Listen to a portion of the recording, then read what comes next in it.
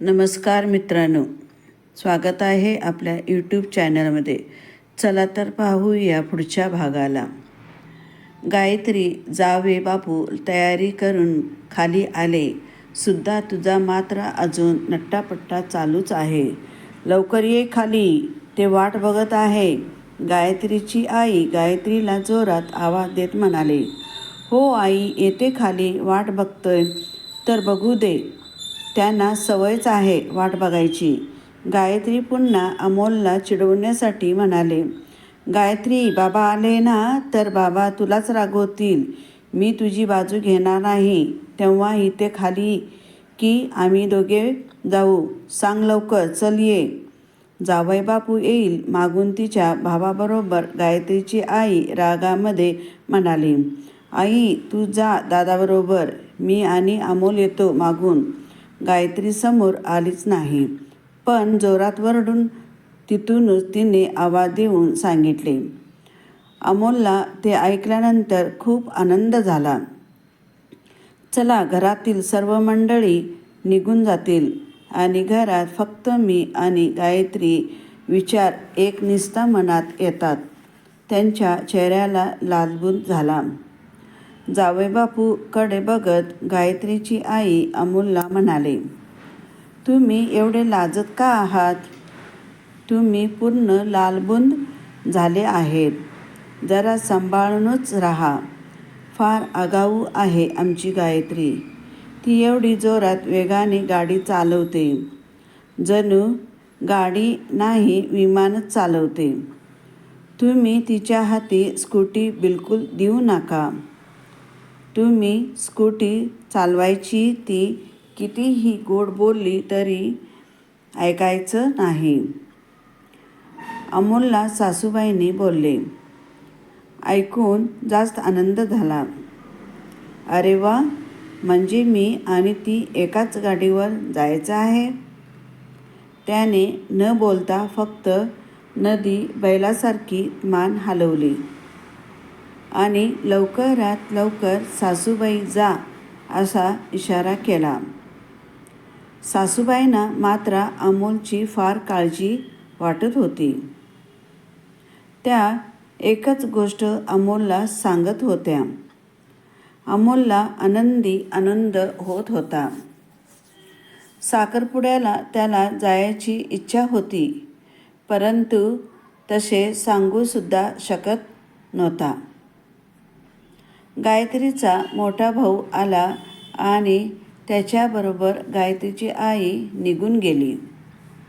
आता घरामध्ये फक्त गायत्री आणि अमोल.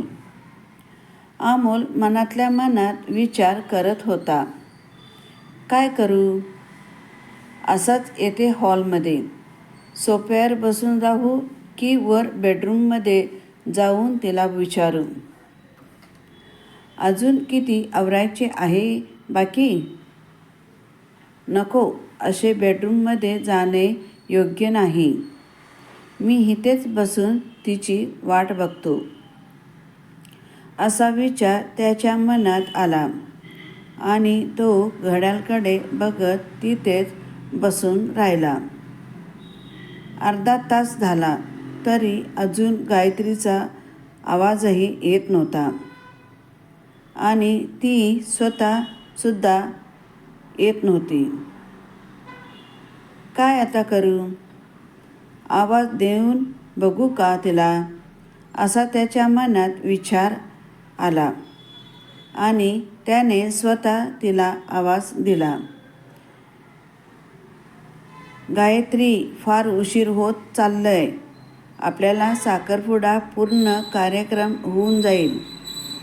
तुझी मैत्रीण तुझ्यावर रागवेल. चल लवकर. आई, गायत्रीने मोठ्याने आवाज दिला. आई तुझ्या मोठ्या भावाबरोबर निघून गेली आहे. अमोलने प्रत्युत्तर दिले. अच्छा, बरं, ठीक आहे. जरा तुम्ही वर येता का? मला मदत पाहिजे आहे. तुमची गायत्रीने आवाज दिला.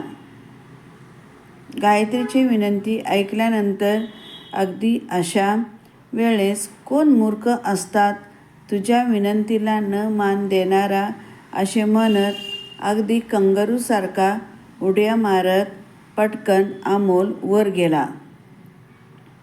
अमोल दारात उभा राहिला. गायत्रीने त्याला बघितले आणि म्हणाली, आता तिथेच उभे राहणार आहे की इकडे येऊन मला मदत करणार आहे?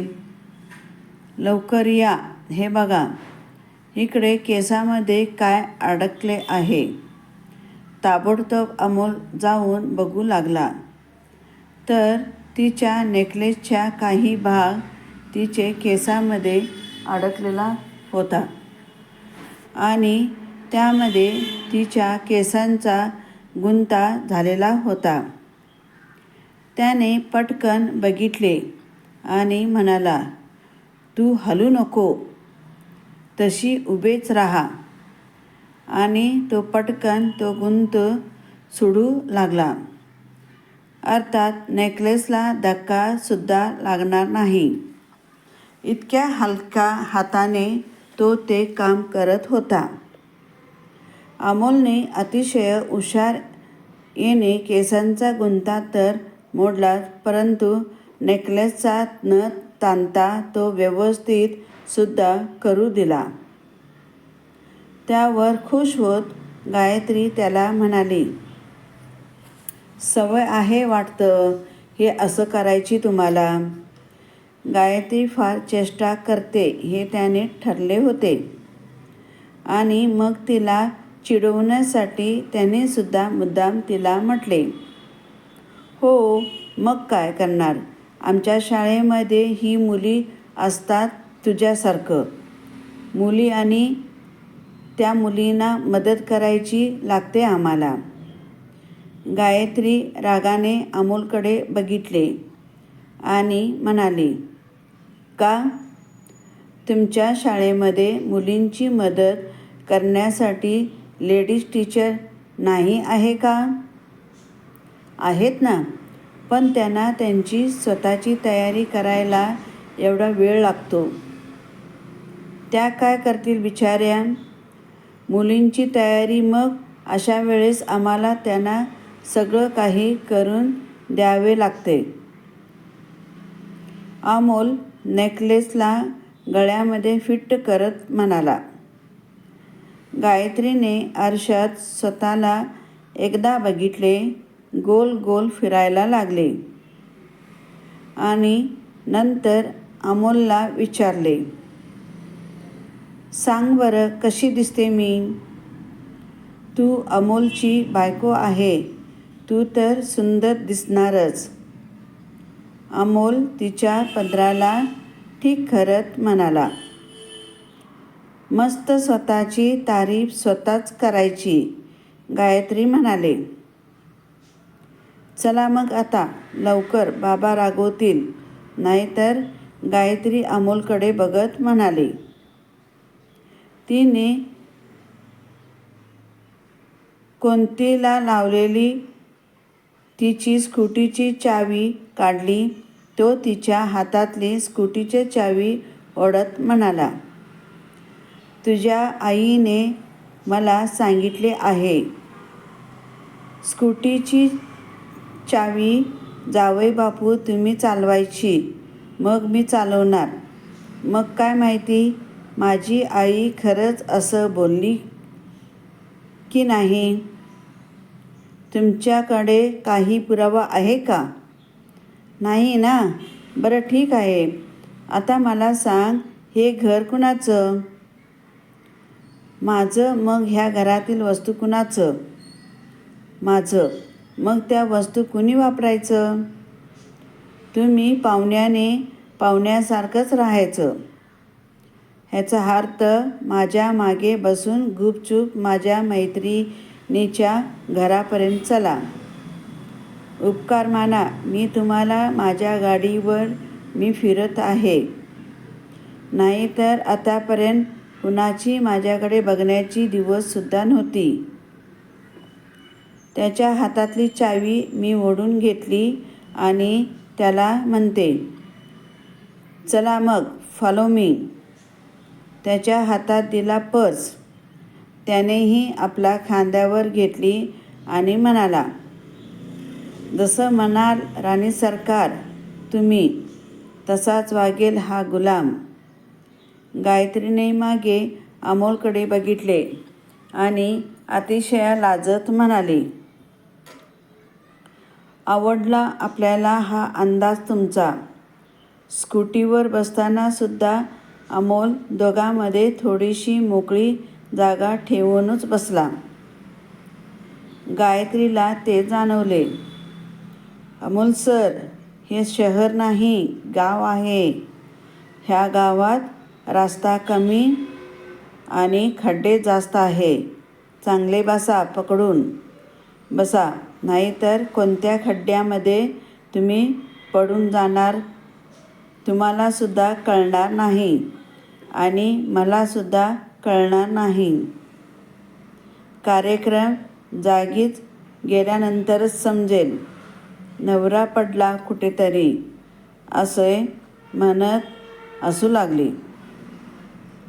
असं म्हणतेस, ठीक आहे मग, असे म्हणता त्याने आपले दोन्ही हात तिच्या खांद्यावर ठेवले आणि तिला अगदी चिकटून बसला.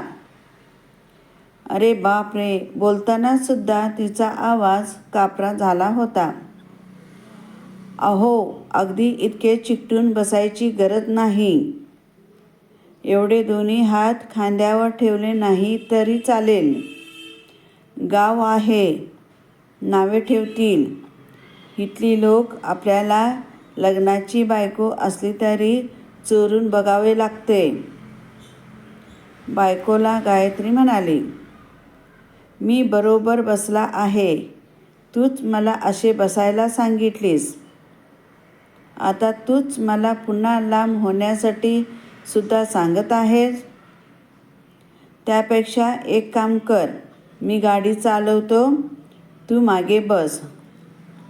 पाहिजे तिथं पकड, कोणी काही म्हणणार नाही आणि मला सुद्धा काही होणार नाही. मला वाटणार सुद्धा नाही. अमोल मुद्दाम तिला चिडवत म्हणाला. तसे काही कितीही चिकटून बसले आणि माझ्या खांद्यावर हात ठेवला तर मला सुद्धा काही प्रॉब्लेम नाही. पण लोक काय म्हणतील म्हणून मी तसं बोलतो. गाडी तर मी चालवणार, तुम्हाला पाहिजे तिथे पकडा. असे म्हणत गायत्रीने स्कूटी चालू केली. तिने एकदम जोरात गाडी चालू केली आणि अमोल तिला जोरात आपल्या मिठीत पकडले. गाडी थिरपी झाली. गाडी तिने थांबवली आणि म्हणाली, हे असं कुणी पकडतो का? मला नाही जमणार. चालवा तुम्हीच गाडी, मी जाते पायी पायी. अरे बापरे, तुला राग आला वाटतं. ठीक आहे, आता नाही पकडत तुला. कुठे चल, गाडी तूच चालव, असे म्हणत त्याने तिला विनंती केली. तिने सुद्धा स्कूटी पुन्हा आपल्या हातात घेतली. मित्रमैत्रिणींनो, मला तुमच्या कॉमेंटची आणि तुमच्या मदतीची फार गरज आहे. कुठे काही चूक होत असेल तर सांगा. मी तुमच्या कॉमेंटची वाट बघत आहे. मला फॉलो करा आणि माझा यूट्यूब चॅनलला सबस्क्राईब करायला विसरू नका. धन्यवाद. पुढच्या भागाला आपण पुन्हा भेटू.